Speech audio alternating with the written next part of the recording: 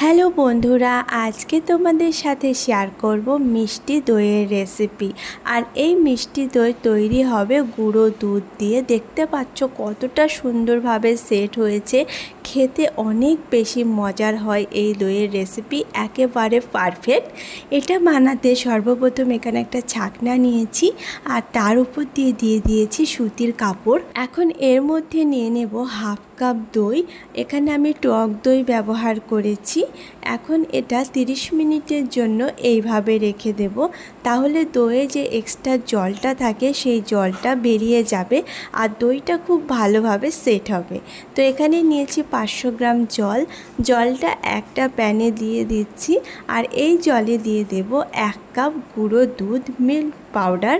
আর এখন খুব ভালোভাবে মিক্স করে নিচ্ছি।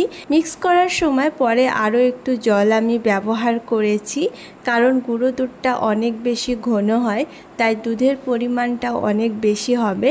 1 কাপ দুধে 1 কেজি দুধ এখানে তৈরি হয়ে যাবে। আর এখন এটা খুব ভালোভাবে এটাকে জাল করতে থাকতে হবে। যেহেতু গুঁড়ো দুধ, তাই এটা খুব ভালো করে জাল করে নিচ্ছি। এখানে গুঁড়ো দুধের জায়গা এমনি লিকুইড দুধও ব্যবহার করা যাবে। দেখতে পাচ্ছ দুধটা খুব ভালো মতো জাল হয়ে গেছে, এখানে মালাই জমতে শুরু করে দিয়েছে। তো দুধটা খুব ভালো হয়ে জাল হয়েছে, সর পড়ে যাচ্ছে। এখন কি করতে হবে, একটা ক্যারামেল বানিয়ে নিতে হবে। তো এখানে ক্যারামেল বানাতে দিয়েছি আমি 1/4 কাপ চিনি। সেক্ষেত্রে মিষ্টিতে একেবারে পারফেক্ট হবে। তবে অনেকেই বেশি মিষ্টি পছন্দ করে না, বা মিষ্টি যদি আরও কমিয়ে দিতে চাও সেক্ষেত্রে ক্যারামেলের পরিমাণ একটু কমিয়ে নিতে হবে। মিষ্টি আরও বেশি পছন্দ করলে সেক্ষেত্রে ক্যারামেলটা একটু বেশি করে বানিয়ে নিতে হবে। ক্যারামেলের কালারটা এরকম চলে এসেছে, ডিপ গোল্ডেন। এখন এখানে দুধটা ইউজ করছি, যে দুধটাকে আগে থেকে জাল করে রেখেছি সেই দুধটা দিয়ে দিয়েছি এখানে। দুধ দেওয়া মাত্রই ক্যারামেলটা অনেকটা হার্ড হয়ে যায়, তবে ধীরে ধীরে মিক্স করতে করতে এটা আবার পুরোপুরি দুধের সাথে মিক্সও হয়ে যায়। যখন পুরোপুরি এটা মিক্স হয়ে যাবে, কালারটাও চেঞ্জ হয়ে যাবে আর একবারে ভালোভাবে মিক্সও হয়ে যাবে। খুব ভালো মতো এটাকে মিক্স করে নিতে হবে। আরও 2 মিনিট ধরে এটাকে জাল করে নিচ্ছি। দুধটা খুব ভালো করে জাল করে নিলে দইটা অবশ্যই একেবারে ঠিক হয়ে বসবে আর খেতেও দারুণ স্বাদের হবে। ক্যারামেলটা দুধের সাথে খুব ভালোভাবে মিক্স হয়ে গেছে। এখন এটা ঠান্ডা করে নিচ্ছি হালকা। আর এখন এই দইটা, যেটা আগের থেকেই জল ঝরিয়ে রেখেছি, দইটা দেখতে পাচ্ছ একেবারে ঠিক হয়ে গেছে। এখন এই দইটাকে খুব ভালোভাবে ফেটে নিতে হবে।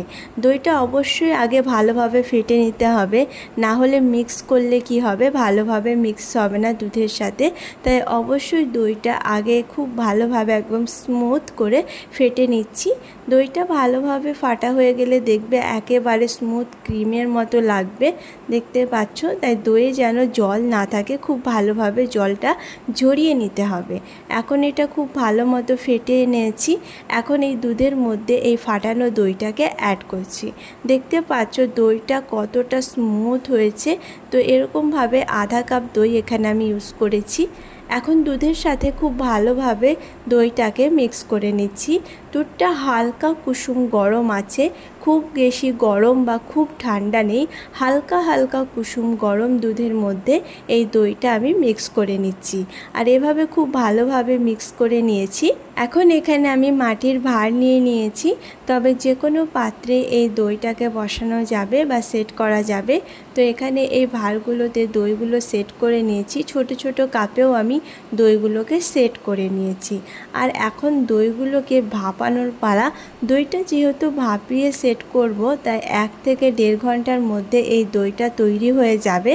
তো এখন এখানে একটা প্যান নিয়ে নিয়েছি আর এর মধ্যে দিয়ে দিয়েছি টাওয়াল। একটা আমি টাওয়াল এর মধ্যে দিয়েছি আর প্যানটা আগের থেকে গরম করে নিয়েছি। প্যানটা গরম হয়ে গেলে টাওয়ালটা দিয়ে দিচ্ছি আর উপর থেকে দইয়ের ভাঁড়গুলো বসিয়ে দিচ্ছি। আর এখন উপর থেকে আরও একটা টাওয়াল দিয়ে দিচ্ছি আর 1 ঘন্টা একেবারে লো ফ্লেমে, সবথেকে কম ফ্লেম যেটা থাকবে চুলার সেটাই দিতে হবে। একেবারে লো ফ্লেমে এটাকে রেখে দিচ্ছি 1 ঘন্টার জন্য। তো এখানে যদি কেউ এইভাবে দইটাকে না ভাপাতে চায় সেক্ষেত্রে 6 থেকে 7 ঘন্টা বা ওভারনাইট রেখে দিলে এরকম সেট হয়ে যাবে। আর যদি তাড়া থাকে 1-1.5 ঘন্টার মধ্যে এই দইটা রেডি হয়ে যায়। দেখতে পাচ্ছ কতটা অথেন্টিক, কতটা মজার হয়ে বসেছে, একেবারে সেট, একদম ঠিক হয়ে দইটা বসে গেছে। খেতে কিন্তু দারুণ লাগবে। দুধ ছাড়াও গুঁড়ো দুধ দিয়ে তৈরি এই দইয়ের রেসিপি একবার ট্রাই করলে বুঝতে পারবে বাজারের থেকেও অনেক বেশি সুস্বাদু আর অনেক বেশি ফ্রেশ এই দইয়ের রেসিপি। একবার ট্রাই করো, আশা করছি সবার খুব ভালো লাগবে। আজকের রেসিপি ভালো লাগলে অবশ্যই আমার চ্যানেলকে সাবস্ক্রাইব করো।